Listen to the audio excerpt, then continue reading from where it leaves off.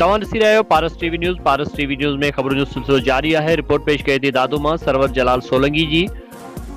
दादू में सिंध एरीगेशन मुतहदा federation Shahbaz irrigation 7 division जे अॻुवाननि अनवर सोलंकी, मंजूर अब्दो, अब्दुल हकीम, मोहसन प्रेमानी प्रेस क्लब दादू में प्रेस कॉन्फ्रेंस कंदे चयो आहे त बासर इनायत पंवर दादू कैनाल जे RD 632 जे खाॿे पासे बीठल टाली ऐं ॿेर जा वण वढराए, जंहिंखे बेलदार चिटल सियाल रोकियो त बासर जवाबदारनि खेसि धमकियूं ॾिनियूं ऐं ज़ोरी वण कटे विया।